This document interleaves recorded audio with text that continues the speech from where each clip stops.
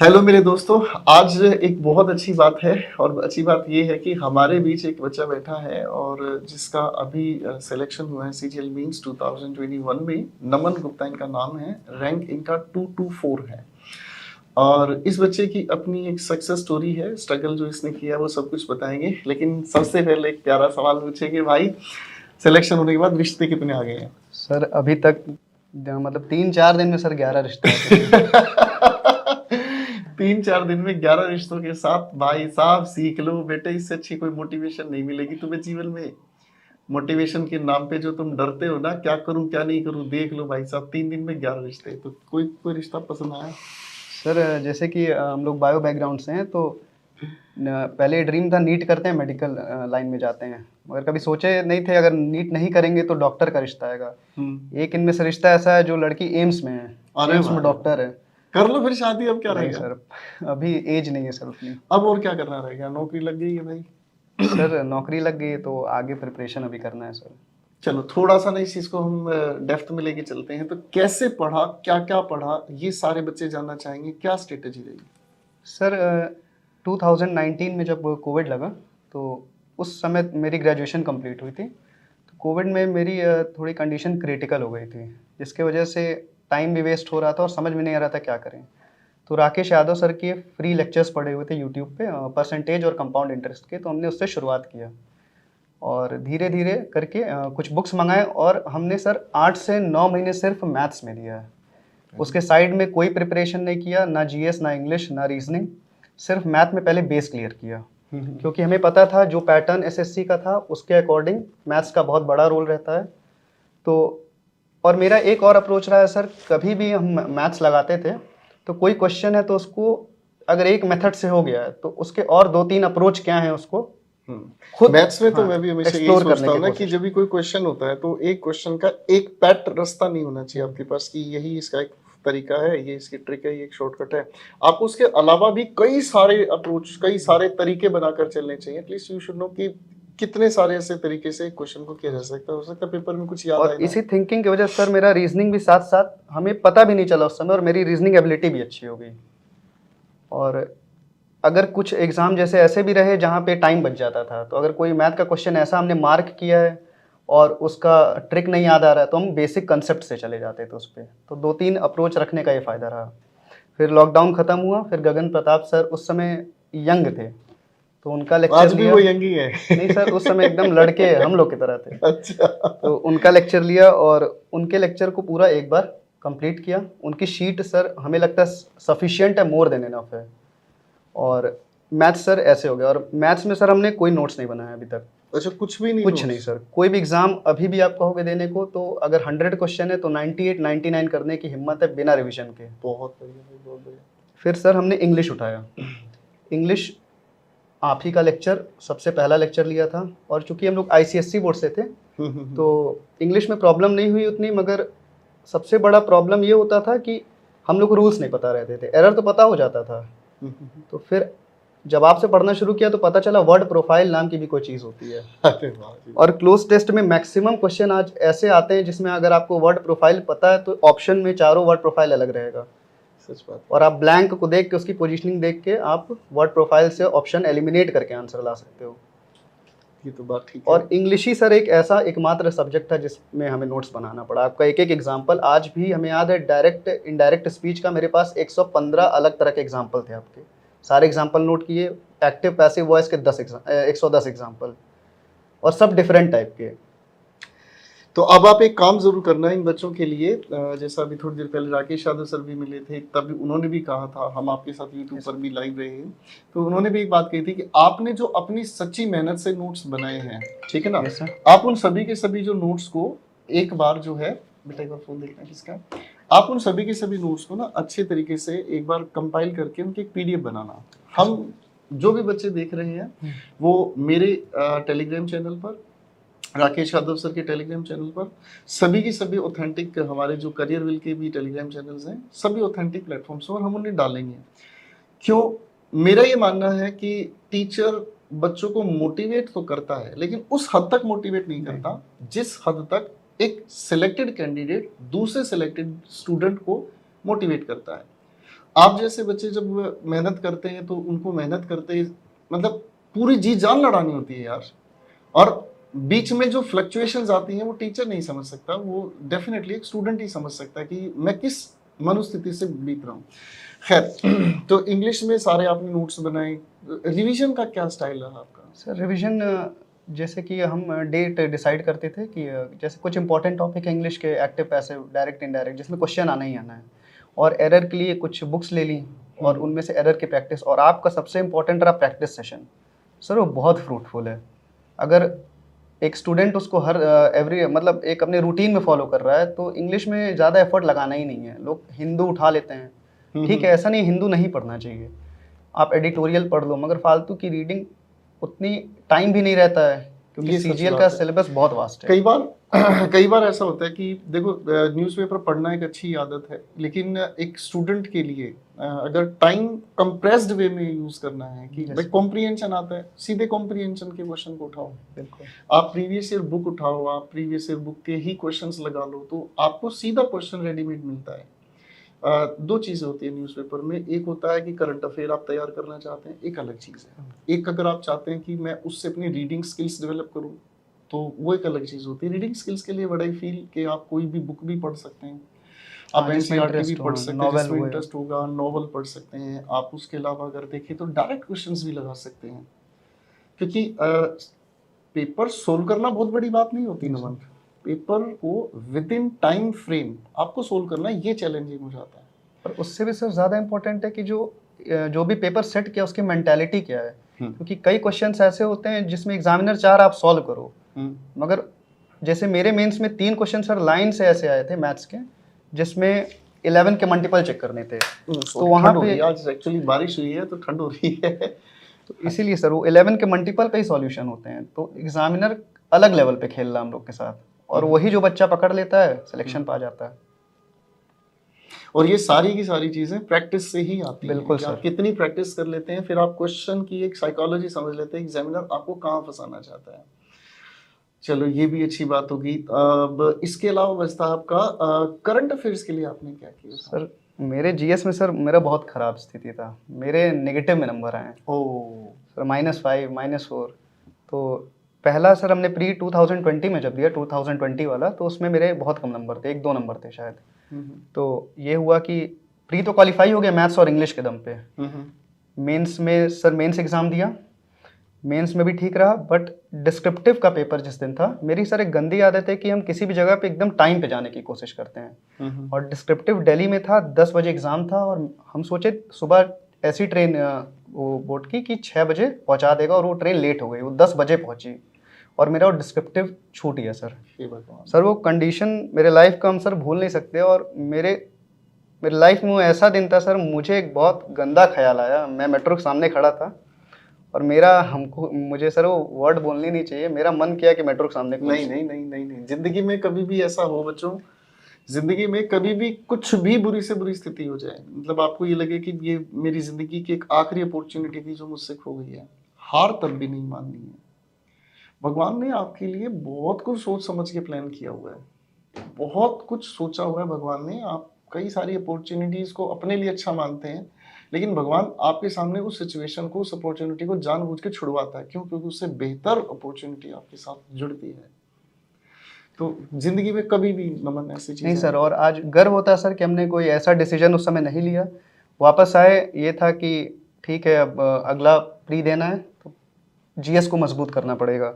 GS के लिए sir हमने अलग अलग टॉपिक वाइज नोट्स बनाए। पहले हमने देखा पेपर में पूछ क्या रहा है, एक बुक से क्वेश्चन पक्का रहना था, एक अपॉइंटमेंट रहना था, तो हमने कंपाइल्ड वे में एक पेज पे लिखा अपॉइंटमेंट, उस मंथ के जितने अपॉइंटमेंट हैं उसको मेंशन किया, बुक एंड ऑथर, उसके बाद स्पोर्ट्स के अलग अलग टॉपिक को कंपाइल किया, जितने इंडेक्स बनते हैं, जितनी रैंकिंग होती है, इंडिया का क्या पोजीशन, तो ऐसे एक कंपाइल्ड वे में जीएस तैयार किया। मैं आपसे रिक्वेस्ट करूंगा बेटा कि आप जीएस वाला जो भी आपने बनाया ना, जो भी नोट्स बनाया, उसको ना एक अलग पीडीएफ बना के दीजिएगा, ठीक है ना।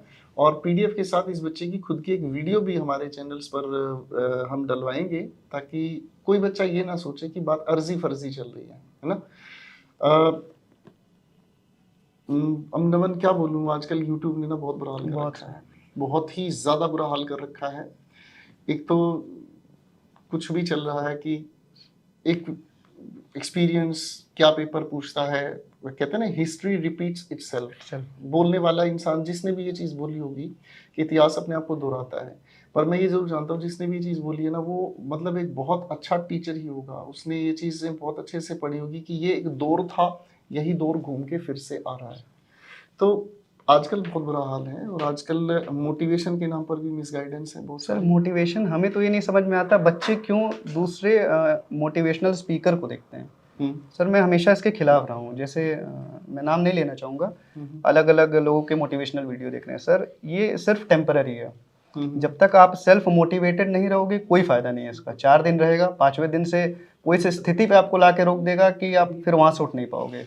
ये तो सच बात कह दी आपने। और sir self motivation, self introspection सबसे इम्पोर्टेंट चीज़ है। और ये इसके सच दम बात पे सर मैंने मतलब मेरे दिन का बेस्ट 19 आवर्स स्टडी और on an average 16 to 17 hours GS के लिए मैं 16 देता to था 17 जब hours। पहला फेलियर हो चुका था 2020 आप का। ध्यान से सुनना बच्चों, 16 to 17 आवर्स ये बच्चा जीएस, जिसकी वजह से इसका पहला अटेम्प्ट खराब हुआ, दूसरे अटेम्प्ट के लिए इसने लगातार इतना टाइम देकर पढ़ाई की है। This is an amazing story, must here. और सर कभी भी थकान नहीं लगा। लोग कहते हैं कि इतने देर कैसे पढ़ते हो। सर उसके बाद से मुझे नींद ही आना बंद हो गया था कि मेरा एक डिस्क्रिप्टिव पेपर छूट चुका है मेरी गलती की वजह से। नहीं तो हो सकता था आज कहीं किसी गवर्नमेंट ऑफिस में बैठ के। अच्छा नमन, अभी आप कौन सी पोस्ट पर हैं? Income tax inspector. Income tax, यही क्यों? सर मेरे दादी बाबा का सपना था कि ये गवर्नमेंट सर्विस करो। सबसे बड़ा रीज़न था मेरे बाबा दादाजी जो थे वो सार्जेंट थे इंडियन एयरफोर्स में, अरे और रिटायरमेंट चूँकि उसमें जल्दी होती है तो उसके बाद वो लोअर डिवीजन क्लर्क हुए इनकम टैक्स में। तो उनका ड्रीम था कि मेरा जो पोता हो वो आगे चल के इनकम टैक्स डिपार्टमेंट में है। सोचो यार, इससे अच्छी क्या मोटिवेशन हो सकती है कि मतलब घर के बड़े बुजुर्ग आपके लिए पहले से ही आप मतलब आपको एक खेती की तरह से देखते हैं कि मुझे एक ऐसी खेती चाहिए कि जो आने वाले टाइम में ये फसल बने और ये मुझे फल दे, ये मुझे। अच्छी बात है कि दादाजी ने एक विजन देखा था, एक सपना आपके लिए क्रिएट किया था और आपने उस चीज़ को सर आज तो है नहीं, मगर अगर वो होते तो शायद बहुत खुश होते, और उसकी कमी मेरे भैया ने पूरी कर दी। मेरे सिलेक्शन के बाद लगभग 50 से 60 हज़ार का मिठाई बच चुका है मोहल्ले में और रिश्तेदारों में, और सारे का खर्चा मेरे भैया भाभी दोनों लोग, दोनों स्कूल में टीचर हैं, और दोनों ने पूरा खर्चा, जितना पैसा मांग रहे हैं अभी यहाँ पार्टी देना ले जाओ तुम। हमसे ज़्यादा सर खुश वो 2 लोग हैं। अच्छी बात है सर, अच्छी बात है बेटा। जीवन में कुछ भी हो जाए लेकिन परिवार को बांधे रखना ये भी अपने आप में बहुत बड़ी बात है। बैठे बैठे मैं हो रहा हूँ बोर, ठीक है, और थोड़ा सा माहौल ठंडी का है, बाहर बारिश हो रही है, तो चलो थोड़ा बाहर घूमते हैं नमन, ठीक है? आ जाओ भाई, थोड़ी बाहर बातें करनी शुरू करते हैं। आओ नमन, थोड़ा सा घूम लेते हैं। ये नमन का बैग है, ठीक है, सुबह की ट्रेन पकड़ के भाई आया है, और मज़ेदार बात है, आ जाओ बेटा। देखो ये हमारा करियर वेल का ऑफिस है, और ये हमारे आज तो स्टाफ छुट्टी पर है, ये करियर वेल का ऑफिस है। ये है वो टीम जो करियर वेल को हमेशा ताकत देती है। ये सारे बच्चे दिन रात मेहनत करते हैं, ठीक है, बाल ठीक कर लो। तो ये है हमारी पूरी की पूरी टीम, और ये हमारी क्लासेस हैं जिन पर क्लासेस चलती हैं, आप देख सकते हैं। ये सारी की सारी हमारी क्लासेस चल रही हैं, और ये हमारी सारी टीम है। तो मोटिवेशन के लिए नमन जी सर, आ जाओ, थोड़ा खुले में खड़े होते हैं, बातें करते हैं। मोटिवेशन के लिए और क्या चीज़, मतलब कुछ किताबें पढ़नी चाहिए, या न्यूज़पेपर बहुत अच्छी चीज़ होती है, या फिर क्या? सर मेरे ख्याल से सर मोटिवेशन आप अपने घर में ढूंढ सकते हो। सर जैसे मेरे फादर रेलवे में हैं, राकेश गुप्ता नाम है, तो वो उनका जैसे सपना था कि मेरा जो लड़का हो 4200 ग्रेड पे रिक्रूट हो।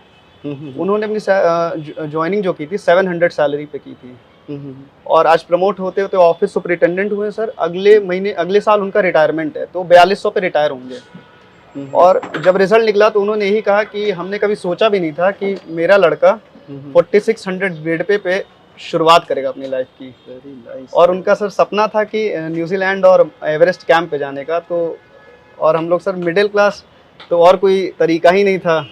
मेरी ज्वाइनिंग सर CISF में हो चुकी थी, कांस्टेबल के पोस्ट पे।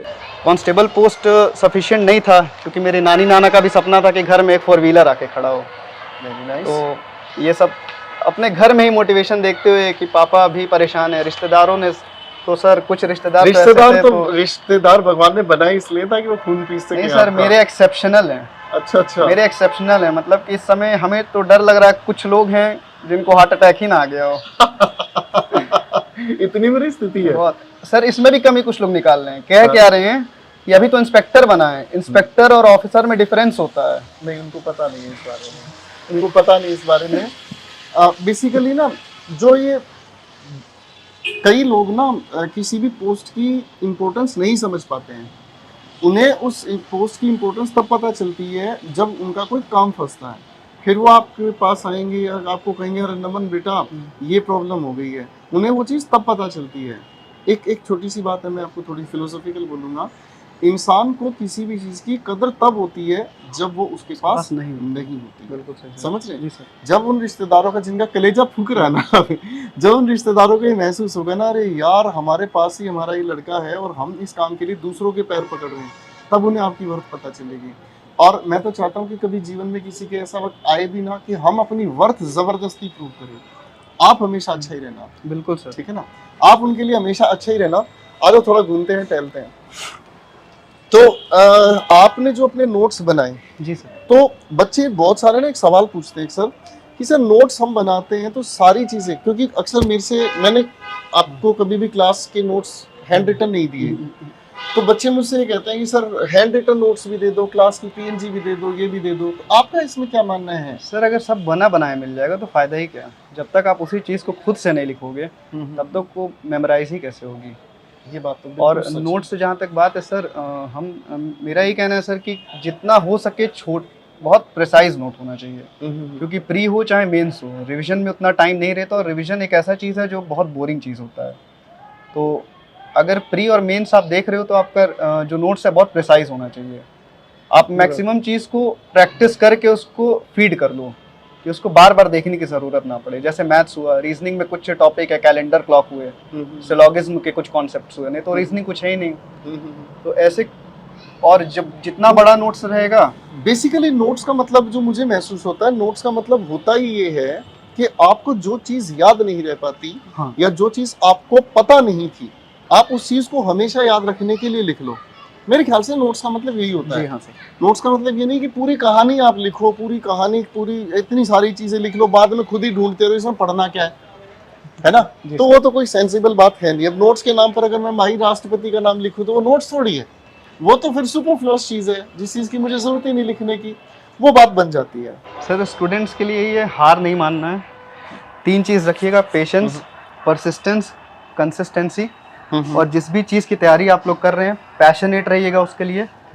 और कभी भी डिफ़िकल्ट टाइम आपके वे में आएंगे तो आपको कुछ टीच करेंगे, लेसन देंगे, वहाँ पे रुकना नहीं है, क्योंकि अगर डिफ़िकल्टी के बिना सक्सेस मिल रहा है तो कोई फ़ायदा नहीं है, और वो शॉर्ट टर्म रहेगा। तो डिफ़िकल्टी अगर आ रही है तो बहुत अच्छी बात है, आपको खुश होना चाहिए और मेहनत करते रहिए। देखो बेटा, ये हमारी सारी की सारी बुक्स हैं, जो भी बच्चे पढ़ते हैं उनके लिए बुक्स इस तरीके से हमारी सारी इकट्ठी होती हैं। भाई एक बार जरा इंग्लिश एक्यूमेन दो। ये बच्चा हमारा सेलेक्ट हुआ है। आपके पास इतनी इंग्लिश एक्यूमेन है? हाँ सर। है? हाँ वो कैबिट्स है? हाँ सर है। अरे वाह, नया एडिशन दे दूं? दे दीजिए सर। ठीक है, नया एडिशन। बेटा दोनों बुक्स दो, आज इस बच्चे को मैं साइन करके दूंगा। अच्छा, एक्यूमेन आउट ऑफ स्टॉक है? ओके, कोई नहीं, वो कैबिट्स दो। एक्यूमेन में इस बच्चे को घर पर भिजवाऊंगा, ठीक है? एक्चुअली बुक्स ना मेरी हमेशा शॉर्टेज में रहती हैं। भाई एक बार पेन दिखाना, मैं इस पे साइन करके दूंगा आपको। ये मेरा एक छोटा सा आशीर्वाद है। मैं इस बच्चे को अपनी तरफ से एक छोटी सी बुक देना चाहूँगा बेटा, ठीक है? और मेरी बुक के फ्रंट पेज पर हमेशा राकेश यादव सर की फ़ोटो होती है, बिकॉज मुझे लगता है राकेश यादव सर ने बच्चों के लिए ऐसा किया है जो शायद ही कोई टीचर कर सकता है। तो मेरी तरफ से नमन के लिए एक छोटा सा प्यारा सा ये तोहफा है, ठीक है? Thank you sir. और इसको अच्छे से आप प्लीज़ ज़रूर पढ़ने की कोशिश करना। बिल्कुल सर। आप नहीं पढ़ो तो मेरे लिए एक काम ज़रूर कर देना। आपके घर परिवार में, आपके पड़ोस में जो बच्चे शायद हो सकता है भटके हुए हैं, क्योंकि आजकल तो चल ही रहा है ना टिकटॉक, ये लोगों का टाइम, तो जो फालतू की चीज़ों में लगे हुए हैं उनके लिए आधा घंटा 1 घंटा ज़रूर निकालना, ताकि हो सकता है वो आप जैसी एक अच्छी पोस्ट पा सकें, आपकी तरह से मोटिवेटेड हो जाएं, क्योंकि आपकी स्टोरी बहुत इंपॉर्टेंट है। आपके किए हुए स्ट्रगल बच्चों के लिए बहुत इंपॉर्टेंट है। सर एक ठीक चीज़ है। और कहना चाहेंगे, हाँ हाँ जी, हाँ जी, जिस लाइब्रेरी में हम पढ़ते हैं हाँ जी। वहाँ पे सब बच्चे यूपीएसआई और स्टेट एग्ज़ाम की तैयारी करते हैं। हम्म, तो हमें देख के सर अधिकतर मतलब 90% स्टूडेंट ने सीजीएल की तैयारी शुरू कर दी और कुछ ने तो इस बार मेंस भी क्लियर कर दिया, प्री क्लियर किया, मेंस का एग्ज़ाम लिखा है। तो बस यही मैं चाहता ना कि आपसे मोटिवेटेड होकर बच्चे ना एक सही लाइन में चलना शुरू कर दें, एक सही डायरेक्शन में पढ़ना शुरू कर दें। तो करियर विल के फाउंडर जो राकेश यादव सर हैं, उनके लिए कोई खास मैसेज या उनसे कोई खास इंस्पिरेशन जो आपको मिली? सर कैरियर वेल अगर हमें, मेरे हिसाब से अगर आज है तो राकेश यादव सर की वजह से, क्योंकि स्टार्ट उन्होंने ही किया था। हाँ जी। तो अगर वो नहीं होते तो हम लोग शायद यूट्यूब पे कई गलत गलत जगह भटक के और अभी भी भटक रहे होते। अब बच्चों के साथ एक काम और हो रहा है, जैसे चलो आपने यूट्यूब कहा है तो मैं थोड़ा सा बोलना चाहूँगा। यूट्यूब के साथ एक काम और ख़राब हो रहा है कि इमोशनल लेवल पर बच्चों को बहुत ज़्यादा ब्लैकमेल किया जा रहा है। इमोशनल लेवल पर कि भावनाओं से खेलकर बच्चों को इस राह पर चला देना कि सिलेक्शन तो होगा ही नहीं, अपना टाइम इतना वेस्ट कर लोगे कि आप कहीं पहुंच नहीं पाओगे। और आप अपना पहनावा बदलकर, अपने चेहरे के हाव भाव बदलकर, रोकर, वर्दी पहनकर, आप ज़बरदस्ती की झूठी हाइप क्रिएट करके, इस तरीके के जो ये तांडव चल रहे हैं ना, मुझे लगता है कि इसके बारे में हमारे बच्चों को कॉन्शियस होना चाहिए कि एक सटीक, एक तजुर्बा जो आपको सिखाना चाहता है ना, आप उसके साथ मिलकर ही चीज़ों को आसान बनाएं। सर कुछ भी कर दें वो कैरियर वेल को तो टक्कर नहीं दे सकते, नहीं क्योंकि नहीं जितने नहीं है सर, ये सच है, जितने बच्चे यहाँ से निकलते हैं वो किसी प्लेटफॉर्म से नहीं निकल पाते हैं। इस सब माँ सरस्वती की कृपा है कि हम हमेशा बच्चों के लिए ना ये कैसा संघर्ष करते रहते हैं कि अब जैसे मैंने आपसे आपके नोट्स मांगे कि आपने जो भी अपने इंग्लिश के नोट्स बनाए हैं बेटा, आप उसको सारी की एक पीडीएफ बनाना, मैं अपने जितने भी मेरे सोर्सेज हैं उन सभी पे मैं उसको सर्कुलेट करवाऊँगा। क्यों करवा रहा हूँ? उसका कारण सिर्फ इतना सा है कि जब सभी बच्चों के पास वो चीज़ जाएगी तो वो बच्चे महसूस करेंगे कि एक अच्छे रैंक निकालने वाला बच्चा ऐसे पढ़ता तो मुझे भी ऐसे पढ़ना चाहिए। इस बात को अगर मैं कहूँगा बेटा ऐसे पढ़ना चाहिए, वैसे पढ़ना चाहिए, भावनाओं को खेल रचूं, वो मुझे नहीं लगता कि वो प्रैक्टिकल है। ठीक है? तो ठीक है मेरे बच्चे, इस बच्चे के साथ बात करके बड़ा अच्छा लगा और इस बच्चे ने बहुत अच्छी-अच्छी बातें कही। अब इस बच्चे के लिए एक छोटा-सा गिफ्ट हम देना चाहेंगे। ठीक है? तो छोटा सा गिफ्ट बच्चे के लिए देना चाहेंगे और वो गिफ्ट वो नहीं है, पता चले कि कोई और कुछ सोच रहा हो। एक छोटा सा गिफ्ट होता है और मुझे याद है सर, मैं जब तीसरी क्लास में पढ़ता था, मैं सरकारी स्कूल में पढ़ता था भाई, एमसीडी का स्कूल था दिल्ली में, और तीसरी क्लास में बस किसी टीचर ने मुझे ज़बरदस्ती खड़ा कर दिया कुछ गाने के लिए, मैंने कुछ गाना गा दिया, भगवान जाने मैंने क्या गाया आज तक याद नहीं है, लेकिन उसके लिए मुझे मेरे टीचर ने एक पेंसिल दी थी। अब पेंसिल उस समय होती होगी ज़्यादा से ज़्यादा 10-15 पैसे की, लेकिन वो जो पेंसिल थी मेरे लिए उस समय बहुत बड़ी चीज़ थी। तो वो कोई गिफ्ट हाथी घोड़े के तो उतने हैं नहीं भाई, छोटे से गिफ्ट होते जो आपकी ऑफिस की टेबल पर आपको हमेशा दिखेंगे, मोटिवेट करेंगे।